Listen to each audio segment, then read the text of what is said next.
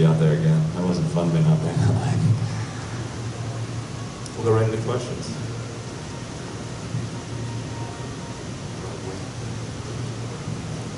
Michael, a few years from now, when you look back on this week, your last meet, on American soil, as we've said, what do you think the memories will be that'll stand out most to you? I mean, just the whole career so far. So far. The stuff that I've been able to accomplish in American soil, and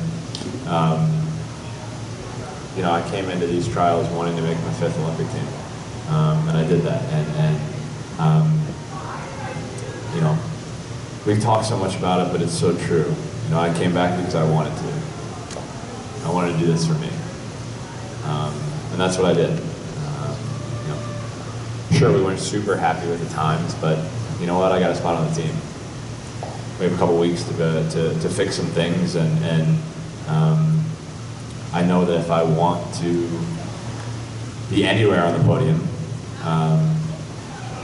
some of those times are going to have to be a lot faster. Michael, was there anything emotionally this week that surprised you? Any reaction you had on the blocks or afterwards after any race that you didn't see coming because of your circumstances being so different? I think I was the most emotional after the 400 IM to watch, kind of like my younger brother win. And then I felt some of those emotions today as well. Walking into the venue today, I started thinking about that this is my last American soil race ever. And I said to Bob before I went out there, I said, there's not a chance that I'm losing my last race on American soil.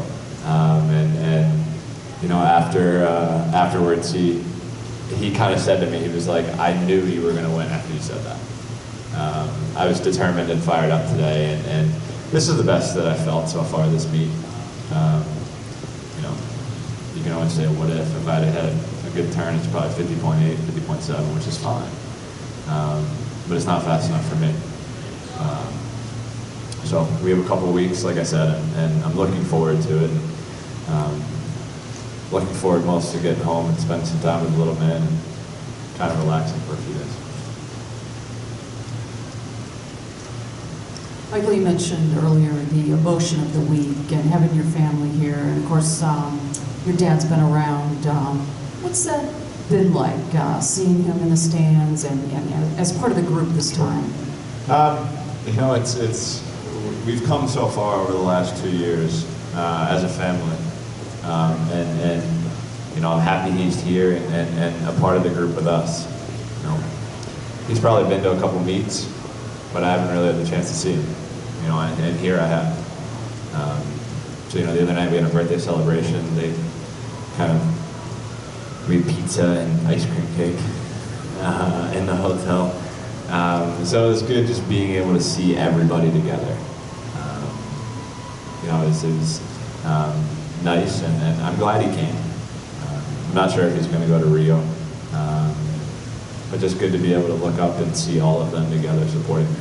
I can't thank the support team that I have enough. I feel like it's growing more and more every time we come to an Olympic trials. But it's the core, and I'm glad they were here to support me. And I'll say again, the fans here are just phenomenal. And I can't thank everybody who has supported me through my career. Karen. I'll go ahead. Jocelyn. Michael, have you told Bob yet that you're going to fire him if he doesn't come up with a good enough plan? No, but I'm sure I'll read it somewhere. Who's going to write it?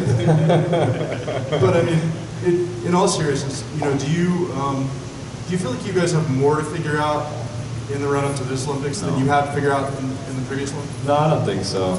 I've like I said the other night, or last night I think it was, I've trusted that man since I was 11 years old.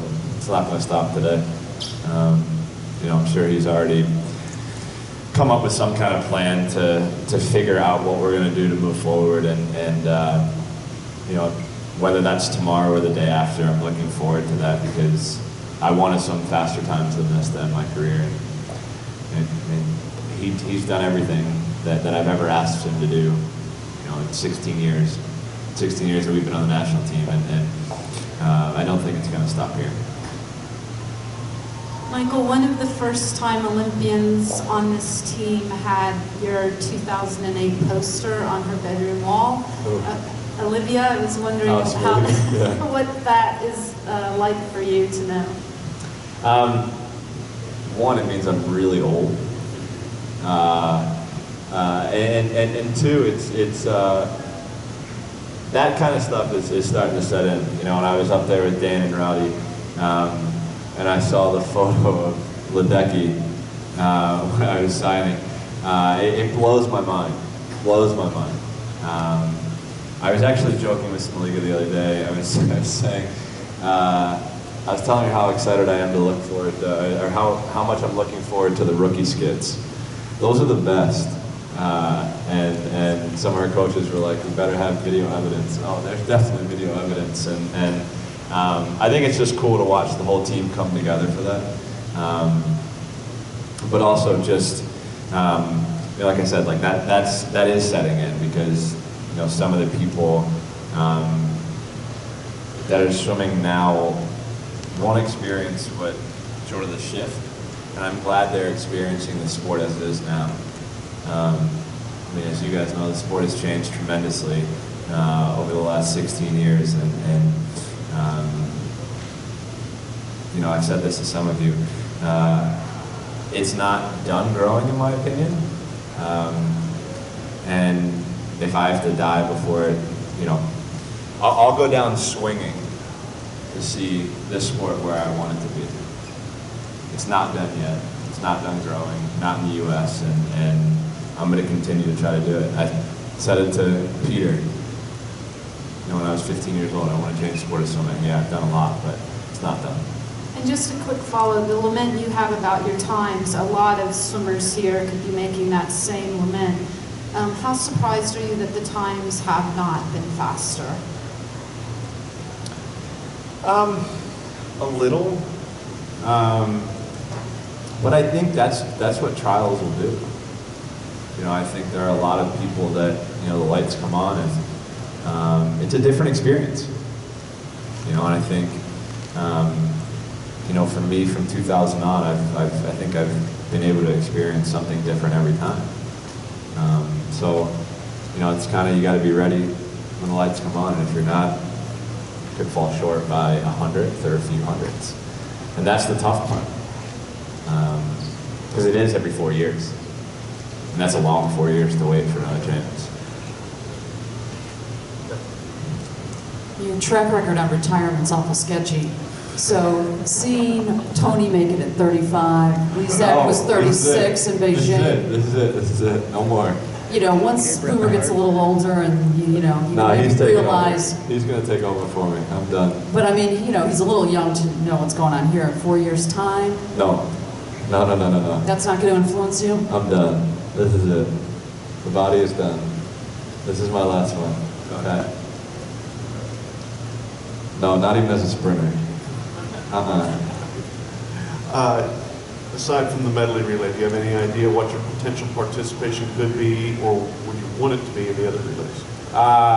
It's up for debate still now. I might time trial 100 free tomorrow morning. We had it in the schedule.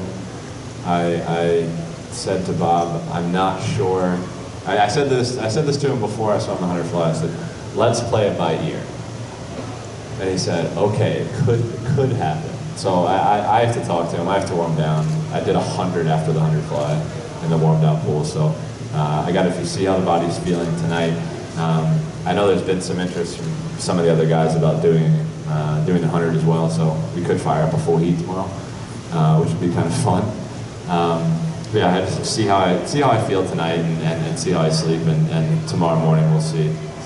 Obviously, I'd love to have the chance to be on a relay. I think that's something that a lot of people do. They love to have that chance. And you know, just being able to be on a team like that, I think is something that's very special that I've always enjoyed. So we'll see. I mean, tomorrow I could. It'll probably be coach's discretion whether or not I'm on the 800. Right. Michael, you touched on this a little bit, but as a custodian of the sport, what are the changes that you're most proud of that you've seen over your career? 15,000 people in this thing. I remember in 2000, it was barely 3K, you know? So just seeing, I mean, look at this place. It's like a production in here. You know, we're on national television. We're on the cover of magazines. I had Time.com write a piece about my child's Instagram. You know, like, you know, so there are all of these things that we never had the opportunity to have, and now we're having. And people are excited and interested. You know, I mean, when I was running to do the interview with Bob, I mean, the whole place just went crazy. And that's awesome. You know, to see the sport grow and I mean, there are times where I have to be escorted over by the police officers because it's so hectic. You know, so just the attention that and the excitement from the kids, I think, is the best. The second part of that was, what would you like to see over the next 10 years, 15, 20 years? I honestly can't answer that question now. You know, one of the biggest things I'd obviously like more kids to be water safe. I think that's something that the foundation is doing a phenomenal job with. Seeing that grow and grow more and more over the years in the national competitive level, I don't know. I mean, I think that's something that my mind will have to figure out over the next couple of months, a new goal. Peter and I have worked well together, and you know, I think the opportunities are endless of what we can do to continue to grow the sport. Michael back here. For how long you spent last summer in San Antonio, the times you went there, is it a source of frustration that you can't get back down to those times as neat, or is it still confidence? Or is it help you be confident knowing that you can do that maybe in a few weeks or beyond? I mean, sure, it's frustrating to not be able to go the same time or faster than I did last year, especially because I think I'm in better shape than I was last year. But I believe I can. I'm not going to put a limit on myself of what I can or can't do. I think time will tell just, you know, what we can go. I mean, last night I definitely think I can go faster than that. I think I can go faster than that than what I did tonight, and the 200 fly can be faster. So I mean, I'm excited to see what can happen. It's been since 2009 since I've done best time, and I think it'll be kind of fun to do one before I retire. But time will tell. Going to wrap up with Alan and John.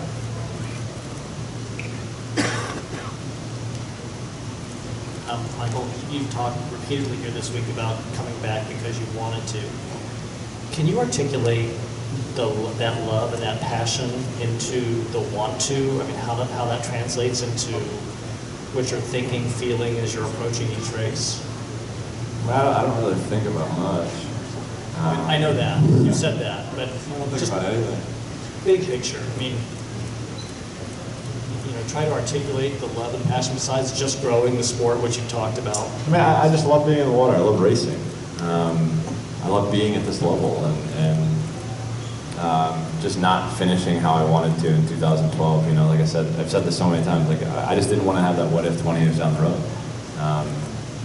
You know, for me, it was strictly just because I wanted to come back, and I felt like I could be at my best when I came back. We're not there yet, but we have a couple weeks to see if I can get there. Last question. Katie was asked quite a bit about leadership within the team and the role of a leader and whether she would be a leader, etc. How is leadership exerted within an Olympic swim team? How do you exert that leadership? How do others exert it? And if you're a rookie, what are you looking for in a leader, in a team leader? I mean, we've had some of the best, you know, captains, and the team votes for captains. I've never been one. But I mean, this time around, I just want to be able to, I guess no one likes me that much. I just want to be able to help some of the younger guys. You know, it is you know, I've said this so many times, this is very challenging being here at trials and being able to make the transition from here to the games. You know, you are representing your country, and that's something that we all look forward to. So just being able to help them just kind of stay in their relaxed zone, not get worked up because it is the Olympics. It's just another meet. You know, that's kind of how I've looked at kind of every meet that I've ever gone to. You know, just go out and do what we've done to train. And you know, I think some of the really, I think, special times happen during training camp when the team really comes together. You know, we have such a great team bonding through every national team that I've been on, and you know, if I can do anything to help the rookies, I'm all for it. Thank you, Mike. I didn't do one. I don't know, but I'm happy I didn't.